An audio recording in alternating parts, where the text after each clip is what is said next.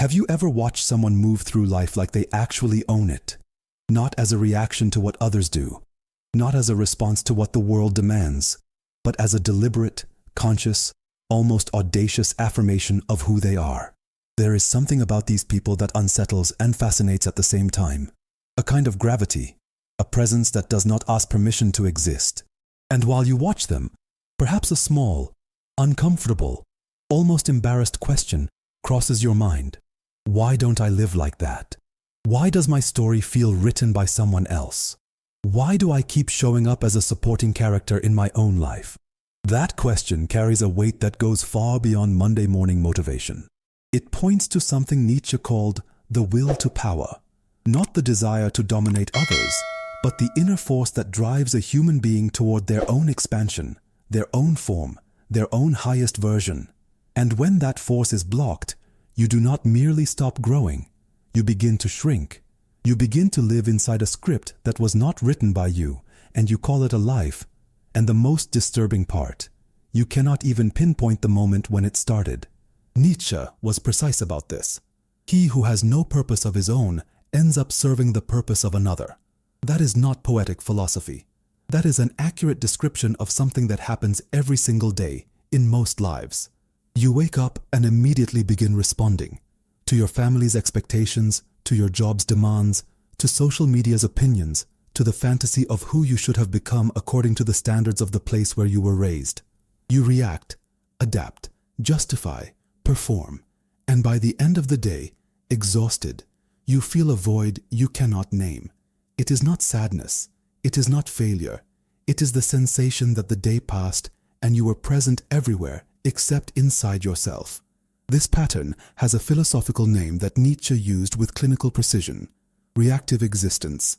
It is the state of someone who defines what is good by what others approve and what is wrong by what others reject.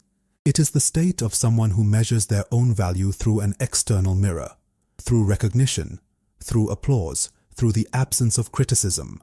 And the more you depend on that mirror, the more you lose contact with what is inside you, with what Nietzsche called your highest type. The problem is not that you are weak. The problem is that you were trained to live outward when all your strength lives within. Think about this concretely. How many important decisions in your life were made because you genuinely wanted them, deep down, truly, and how many were made because it was what was expected, what made sense to others, what avoided conflict, what kept the peace?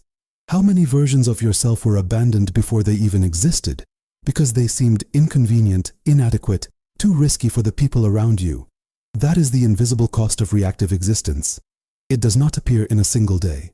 It accumulates silently, in every concession, in every, "that's not quite how I feel, but it's fine," in every dream you filed away so you wouldn't seem naive.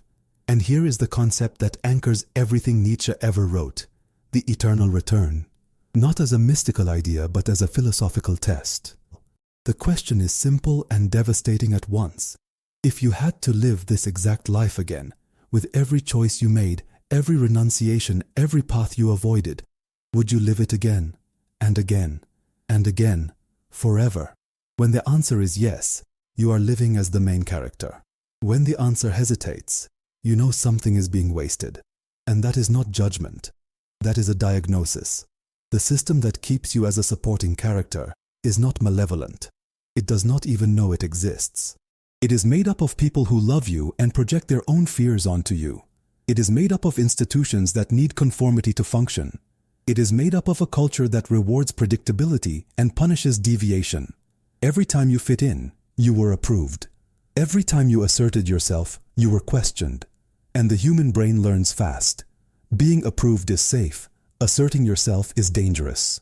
So you slowly outsourced the script of your own life to others, without noticing, without wanting to, but with real consequences. Nietzsche called this state the herd morality, not pejoratively, but descriptively. It is the set of values a group creates to keep everyone at the same level, to punish whoever grows too much, to reward whoever bends enough. And you were shaped by that morality before you had words to question it, before you knew you could choose differently. What matters now is not finding someone to blame. It is recognizing the system. Because when you see the cage, You can decide whether you want to stay inside it. And when you stop reacting to the system, the game changes entirely. Becoming the main character of your own story is not an act of adolescent rebellion. It is not about being selfish or indifferent to others. It is about a deep philosophical decision. The decision to take authorship of your own existence. Nietzsche called this amor fati, love of fate, not as resignation, but as radical affirmation of everything you are and everything you choose to become. It is not about eliminating suffering or doubt. It is about not letting any external force define what you must do with them. It is the difference between suffering for nothing and suffering towards something you yourself chose to value. In practice, this begins with gestures that are simultaneously small and revolutionary. It begins when you stop explaining your choices to people who do not need to understand them. It begins when you start saying no without building a legal case to justify it. It begins when you protect time for what feeds you, not what seems productive, not what impresses, not what fits in a story, but what gives you back the feeling of being alive. It begins when you realize your opinions do not need consensus to be valid. It begins when you stop reducing your intensity so others feel comfortable with your presence. There will be resistance, not only from outside.